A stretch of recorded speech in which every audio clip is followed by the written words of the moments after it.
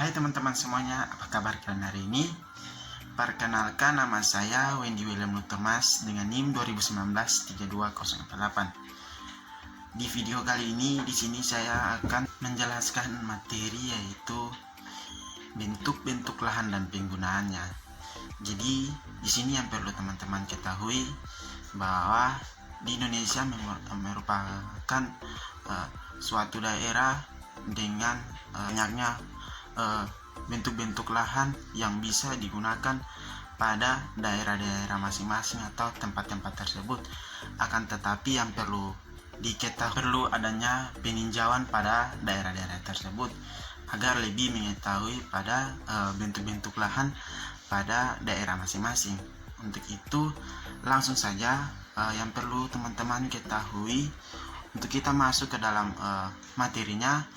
Yang teman-teman harus pahami ialah yang pertama itu penggunaan antara lain untuk mengenal dan klarifikasi jenis tanah, evaluasi kondisi tanah, dan kiraan jumlah produksi. Teman-teman harus ketahui yaitu foto udara inframerah berwarna mempunyai keunggulan foto berwarna justru terletak pada warna pada tidak serupa dengan warna aslinya. Dengan warna ini banyak objek yang mengenalnya pada citra menjadi lebih mudah untuk didefinisikan.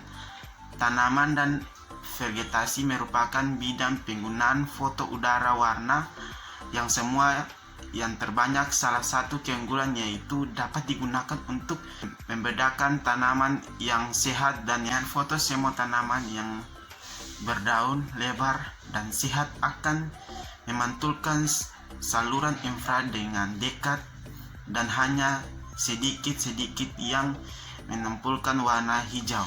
Oke, jadi teman-teman, pada penjelasan pertama yaitu untuk sebelum kita masuk pada bentuk-bentuk lahan dan penggunaannya, yang perlu kita ketahui bahwa di mana adanya teknologi yang memudahi untuk kita lebih mengetahui pada daerah-daerah dengan bentuk-bentuk lahannya. Di sini yang kita gunakan yaitu dengan menggunakan citra atau foto udara. Nah, di mana kegunaan foto udara ini membantu kita agar kita lebih mengetahui atau memetakan daerah-daerah dengan klarifikasi lahan-lahan yang berbeda. Di mana dalam foto inframerah ini digunakan untuk kita bisa mengklarifikasikan daerah atau tempat ini dengan tempat satunya itu sangat berbeda dengan kualitas tanah tersebut. Jadi dibutuhkan kegunaan foto udaranya.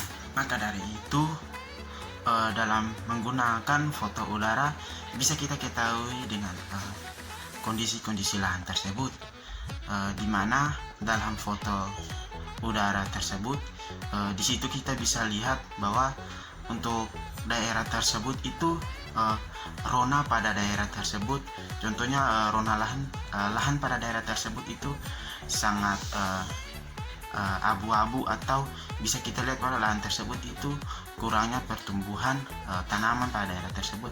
Maka di situ pada pengambilan foto udara pada daerah tersebut itu mengalami daerah dengan tidak adanya proses pertumbuhan pada daerah tersebut, di mana pada proses pertumbuhan itu, di mana pada tanah tersebut itu mengalami proses pertumbuhan itu sangat minim, karena pada dasarnya tumbuhan-tumbuhan tersebut itu tidak bisa bertumbuh. Sedangkan di mana citra fast foto tersebut itu pada suatu daerah itu mengalami adanya citra foto yang bisa kita ketahui bahwa pada satu daerah itu mengalami potensi lahan itu sangat baik, yang dimana pada foto melambangkan hijau-hijau pada suatu daerah tersebut. Maka bisa dikatakan bahwa pada suatu lokasi atau daerah tersebut itu mempunyai kualitas lahan atau tanah itu yang sangat subur. Maka bisa kita klarifikasikan pada bentuk-bentuk lahan pada suatu daerah dengan daerah tersebut pada lahan yang kita menggunakan foto udara agar lebih kita mengetahui pada suatu daerah tersebut dengan kualitas lahannya. Lanjut, yang kedua yaitu tentang penggunaan lahan merupakan aktivitas manusia pada kaitnya dengan lahan yang biasanya tidak secara langsung tampak dari citra. Penggunaan lahan telah dikaji dari beberapa sudut pandang yang berlawanan sehingga tidak dapat satu definisi yang benar-benar tepat.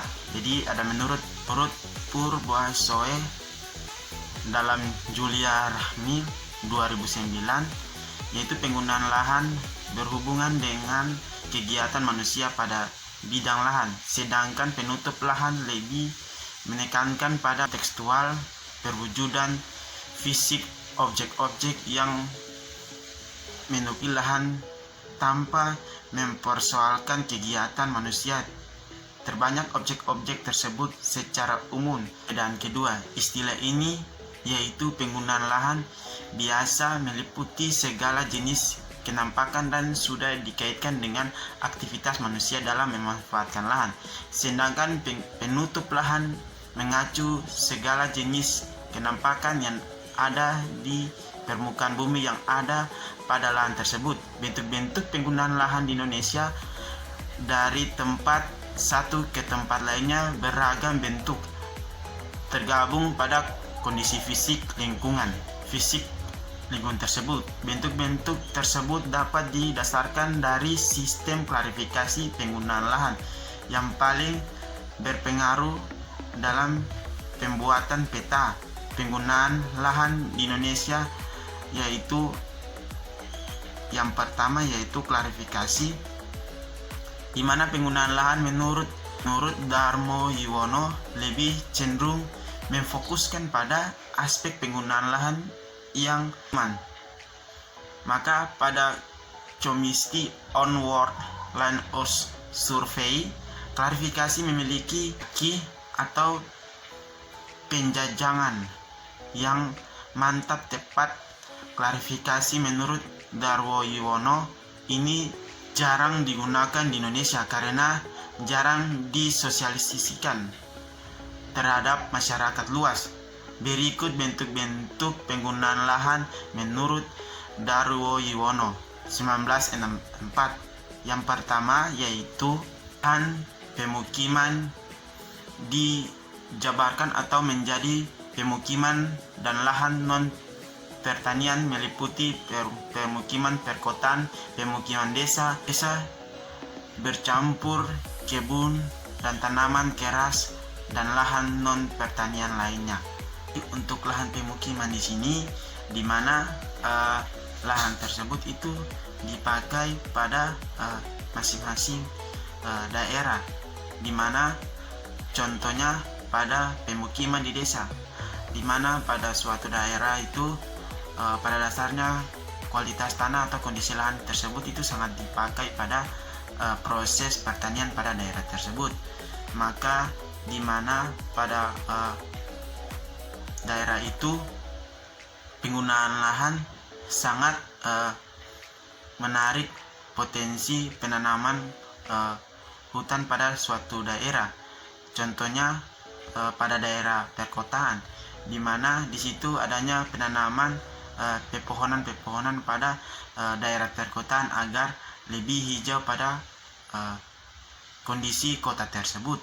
Kedua yaitu kebun ditanami sayur, buah-buahan kecil dan guna kelas. Ini sangat umum dan terdapat di beberapa pedesaan wilayah Indonesia. Biasanya sayur, buah-buah kecil seperti tomat, rambutan, tanaman pohon lainnya. Yang keempat yaitu lahan untuk tanaman semusim, antara lain padi, jagung, kelapa, pohon, tanaman perdagangan.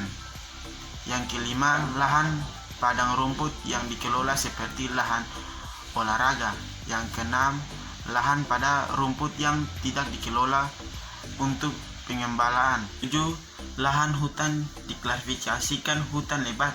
Hutan tersebut pohon jarang merupakan sambatan tropis, hutan berlukar, hutan rawa, hutan sudah dibuat atau dibakar, hutan industri atau hutan ladang. 8. Bentuk-bentuk tubuh perairan adalah rawa air, tawar, rawan pasang surut, kolam ikan, sungai, danau, laut. Yang ke-9 yaitu lahan tidak produktif sebagai lahan kosong, lahan berbatu, lahan berpasir, lahan berbatu atau lahan pegunungan. Kita lanjut klarifikasi penggunaan lahan menurut mode sandi lebih mendasarkan pada bentuk penggunaan lahan. Peta membedakan daerah desa dan kota. Klarifikasi ini digunakan secara formalitas di Indonesia oleh Badan Pertahanan Nasional atau BPN. Berikut bentuk-bentuk penggunaan lahan menurut mode sandi dalam tanggung Wicakson 2011, yaitu yang pertama lahan pemukiman meliputi perumahan termaksud perkarangan dan lapangan olahraga. Yang kedua lahan jasa meliputi kantor pemerintahan, sekolah, puskesmas, dan tempat ibadah. Sedangkan yang ketiga yaitu lahan perusahaan memiliki pasar, toko, kios, dan tempat hiburan. Dan keempat, lahan industri meliputi perairan dan percatatan. Yang kelima yaitu lahan kosong, yaitu sudah diperlukan, yakni lahan kosong yang sudah dipatok namun belum didirikan bangunan. Jadi teman-teman, sekilas materi yang saya berikan terkait dengan bentuk-bentuk lahan dan penggunaannya. Terima kasih.